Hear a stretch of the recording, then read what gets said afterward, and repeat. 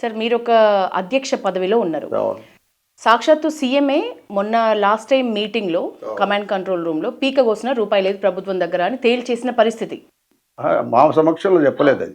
మీ సమక్షంలో చెప్పకుండా ఓవరాల్గా ప్రభుత్వం దగ్గర డబ్బులే లేవు, అప్పు బుట్టే పరిస్థితి కూడా లేదు అని ఆయనే స్వయంగా చెప్పిన పరిస్థితి. మరి నిజంగా ఆ పరిస్థితి ఉండి మీకు ఇంత ప్రాబ్లం జరుగుతుందని మీ అభిప్రాయమా, లేకపోతే గవర్నమెంట్ అసలు పట్టించుకోవడానికి రెడీగా లేదనుకుంటున్నారా? ప్రభుత్వమే పట్టించుకుంటలేదు, అంతేగాని ఆయన దగ్గర డబ్బు ఎందుకు లేదండి? దునియా పనులు చేస్తున్నాడు, దునియా కార్యక్రమాలు నడుస్తున్నాయి. మన ఏది ఆపించింది చెప్పండి? ఆయన లేని అన్నీ ఏదో ఆయన అనుకోని అన్నీ తీసుకొస్తున్నాడు బయటికి. ఏదైతే మేనిఫెస్టోలో మేము అడుగుతున్నామో వాటి గురించి చెప్తలేడు, కానీ ఆయన ఇష్టం వచ్చినట్టుగా పోతా ఉన్నాడు. మరి ఎవరికి చేస్తున్నారు, ఎట్లా చేస్తున్నారు, ఎక్కడి నుంచి వస్తున్నాయి ఆయనకు ఆ డబ్బు అంతా? అది కూడా తెలుసుకోవాలి కదా కనీసం. కానీ అట్లా అది అనటం అది ఆయనకు భావ్యం కాదు. అది ఆ రోజు మరి పొరపాటున అన్నాడా ఎట్లయిందో, స్వరాబ్ది మూమెంట్లో ఏదో జరిగిపోయిందండి అని చెప్పి తప్పించుకుంటున్నారు, కానీ అది అనటానికి వీల్లేదైనా అనటానికి వీల్లేదు.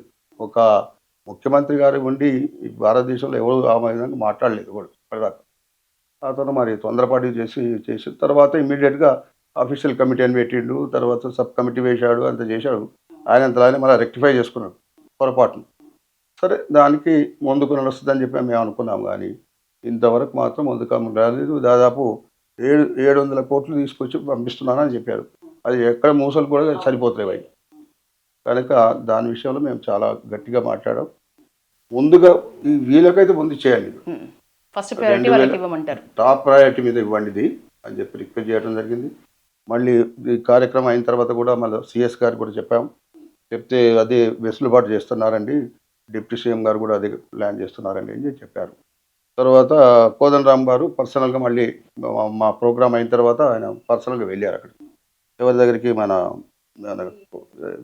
డిప్యూటీ సీఎం దగ్గరికి.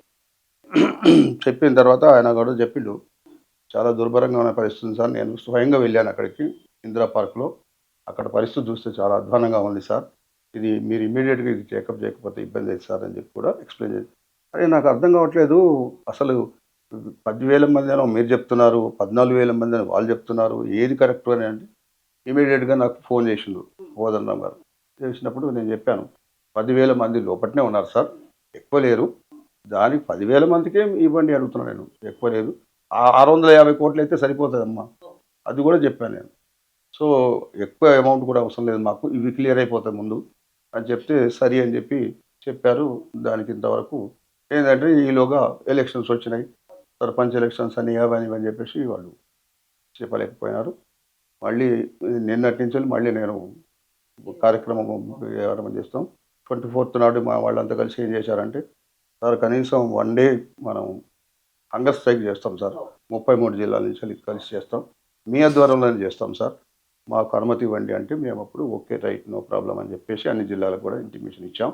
నిజానికి పెన్షన్ చేతికి రావాల్సిన ఏజ్ అంటే కనీసం 30 నుంచి 40 ఏళ్ల పాటు సర్వీస్ చేసిన ఉద్యోగులు మీరందరూ. ఇన్నేళ్ల పాటు మీ జీవితం అంతా వెచ్చిచ్చి సర్వీస్ ఇచ్చి రిలాక్స్గా ఉండాల్సిన పరిస్థితి. మీరు ఇందాక ఒక మంచి మాట అన్నారు, పెళ్ళిళ్ళని, ఇల్లులని, డబ్బు మిగతా జీవితానికి మదుపు చేసుకునే ప్రాసెస్లని, ఇట్లాంటివి మనం ప్లాన్ చేసుకోవాల్సిన ఈ ఏజ్లో మీకు నిరాహార దీక్షలు, ధర్నాలు, ఇట్లాంటి వాటితో సర్టన్ మీరు ఈ వయసులో మేము రోడ్ల మీద రావాల్సిన అవసరం లేదమ్మా. ఒక్క మాట చెప్పాలంటే ప్రభుత్వం అది గమనించట్లేదు అసలు ఆ విషయం. గతంలో ఎప్పుడైనా చూసిండ్రా సార్ ఇట్లా? అంటే నిజానికి మునుపటి ప్రభుత్వం ఏదైతే బీఆర్ఎస్ ఉందో ఆ ప్రభుత్వం మీద కాంగ్రెస్ ప్రభుత్వం బెస్టా మీకు, ముఖ్యంగా ఉపాధ్యాయులకు సంబంధించి, లేక గత ప్రభుత్వం కూడా పట్టించుకోలేదు, ఎట్లాంటి అభిప్రాయం చెప్తారు? సమిష్టిగా ఉండేవాళ్ళు అప్పుడు బాగానే ఉండేది ఇప్పటి పద్ధతిలో, కానీ ఈ పద్ధతిలో మాత్రం బాగలేదు. ఎందుకంటే మా దగ్గర డబ్బు లేదంటే ఏమన్నట్టు, నువ్వు ప్రభుత్వం ఉన్నవెందుకు? మరి డబ్బు లేకపోతే నువ్వు ఏ విధంగా చేయాలి, నీ బాధ్యత అది. మీరు ఇందాక అన్నట్టు మిగతా యాక్టివిటీస్ అన్ని చోట్ల డబ్బులు కనబడతాయి. మళ్ళీ నేను అడగంగానే 4th సిటీ అని, ఆ 4th సిటీ అని, ఈ సెట్ అని, ఎక్కడి నుంచి వస్తున్నాయి, ఎక్కడి నుంచి వస్తున్నాయి మీకు డబ్బు? ఇది పద్ధతి కాదు కదా. మీరు ధర్నాకైతే వెళ్ళబోతున్నారు, అయితే ఎక్కడిదక్కడ ఎవరైతే మీ ఉద్యోగులు, ముఖ్యంగా పెన్షనర్ జేఏసీ ఉందో, దళారీ వ్యవస్థ వచ్చి జొర్రింది, ముఖ్యంగా దళారీ ఎక్కడక్కడ మాకు అంటే ఏజెంట్లు కొంతమంది ఏజెంట్లు దాన్ని కూడా కమిషన్లు చెప్తాను. తీసుకొని దాన్ని కూడా పెన్షన్లు అది కూడా ఇప్పిస్తామని.